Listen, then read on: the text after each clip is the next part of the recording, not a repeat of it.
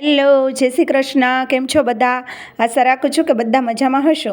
તો આજે આપણે બનાવીશું વિટામિન સીથી ભરપૂર એવા આંબળાનો મુરબો, જે નાના મોટા સૌને ખૂબ જ ભાવશે અને સ્પેશિયલી બાળકોને તો આ મુરબો ખૂબ જ ભાવશે એમ. તો ચાલો આપણે રેસીપી શરૂ કરીએ. તો એના માટે મેં અહીંયા 250 ગ્રામ જેટલા મેં અહીંયા આંબળા લીધા છે. દિવાળી પછી જ્યારે શિયાળાની શરૂઆત થાય છે ત્યારે આંબળા માર્કેટમાંથી મળવા લાગે છે એમ. તો હવે આપણે અહીંયા આ રીતની જાડી ખમણી લઈ અને આ રીતના આપણે છે ને એનું ખમણ કરી લઈશું. આવી રીતના છે ને આંબળાને ફેરવતા જશું અને આ રીતનું આપણે ખમણ કરશું એટલે છે ને આ રીતનું વચ્ચેનો જે ઠળિયાનો ભાગ છે એ આ રીતનો નીકળી જશે. હવે આ રીતનું મેં બધું જ ખમણ આપણે આંબળાનું કરી લીધું છે. થોડીક આપણે જાડી ખમણી લેવાની છે એટલે થોડુંક આપણું આ રીતનું લચ્છેદાર આપણું ખમણ થાય અને આપણો મુરબો પણ સરસ થાય એમ.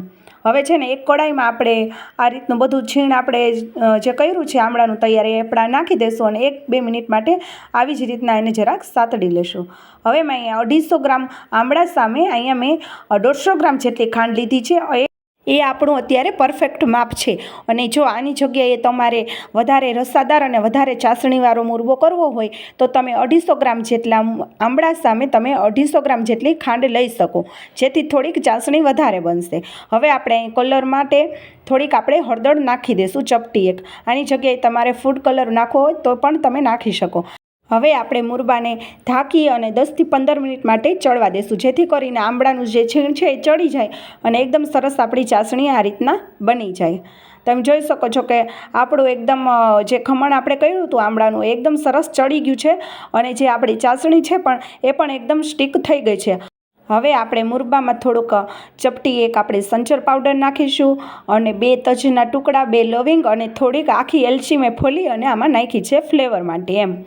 હવે આપણે બરાબર બધું મિક્સ કરી અને છેલ્લે આપણે થોડોક આપણે લીંબુનો રસ એમાં ઉમેરીશું. હવે અહીંયા મને થોડીક ચાસણી સ્ટીક લાગતી હતી એટલે ખાલી 2 થી 3 ચમચી જેટલું મેં પાણી એમાં નાખ્યું છે. તમને જો વધારે સ્ટીક લાગે તો તમે ખાલી 2 થી 3 ચમચી જેટલું એમાં પાણી નાખી શકો અને આપણો જે મુરબો છે તેને થોડોક રસેદાર અને ચાસણી થોડીક ઢીલી રાખી શકો. હવે આપણો મુરબો એકદમ સરસ તૈયાર થઈ ગયો છે. તો હવે આપણે એને ઠંડો થઈ જાય પછી આપણે આ રીતની કાચની બોટલમાં ભરી લઈશું એમ.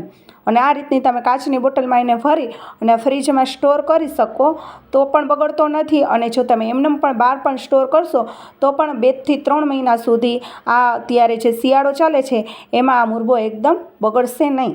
તો તૈયાર છે આપણે વિટામિન સીથી ભરપૂર એવા આંબળાનો મુરબો. પણ આ રીતના આંબળાની સિઝનમાં મારી આ રીતે એકવાર આ મુરબો જરૂરથી ટ્રાય કરજો. જો તમને મારા રેસિપીના વિડીયો ગમતા હોય તો વિડીયોને એક લાઇક અને ચેનલને સબસ્ક્રાઈબ જરૂરથી કરજો.